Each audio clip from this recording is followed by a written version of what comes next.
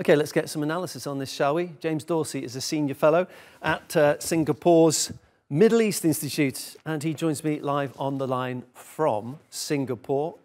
Pleasure to have you on, James. So let's start with the comments of the US envoy to the UN, who said that the resolution didn't require the release of hostages, was not guaranteed to bring about lasting peace. So the importance there was that hostages need to be released. So my first thought was, well, there's actually no guarantee that there'll be lasting peace even if hostages are released. But more importantly, is that not just echoing the position of Benny Gantz, War Cabinet member for Israel, who said that hostages have to be released before there can be any kind of ceasefire? I think your first thought is certainly correct. There's no guarantee. But more importantly, while the focus is on the US veto, where the real movement, in my mind, is in the US draft resolution. First of all, the draft resolution is essentially in line with what is being negotiated in terms of a ceasefire, a prolonged ceasefire that would lead to a prisoner exchange.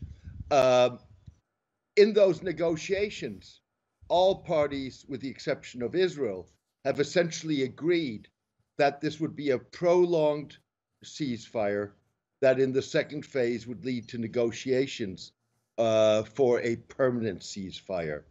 But the US draft resolution is important in the fact that it takes Israel to task on three different issues. Keep in mind that the US has two alternative strategies in terms of pressuring Israel. One is the conventional, we're going to impose a weapons embargo. The other is what's happening in the United Nations now, where the United States acts unilaterally, independent of what Israel thinks. The draft resolution talks about a ceasefire. That's not a word that Israel wants to use. It talks about the ground offensive in Rafah, and basically would enshrine in law, in international law, UN Security Council resolution, that there should not be a ground offensive.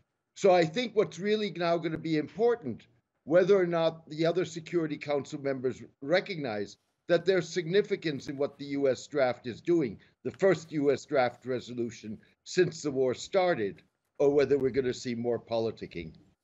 So we've just seen the United States veto a resolution to bring an end to a war in Gaza, just days before the same Security Council is going to meet to condemn Russia's now coming up to 2-year war in Ukraine. Does that, I mean, it sounds a bit like double standards, supporting one war when you're just about to condemn another.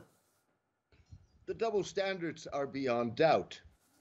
I think continuously lamenting the double standards doesn't get you anywhere. What gets you somewhere is trying to be practical about this and exploiting opportunities as they arise.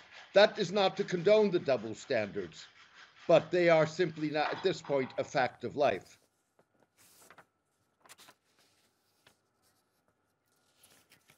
Okay, I think we're going to wrap it up there. Appreciate your time. James Dorsey is Senior Fellow at Singapore's Middle East Institute. Thank you for your time.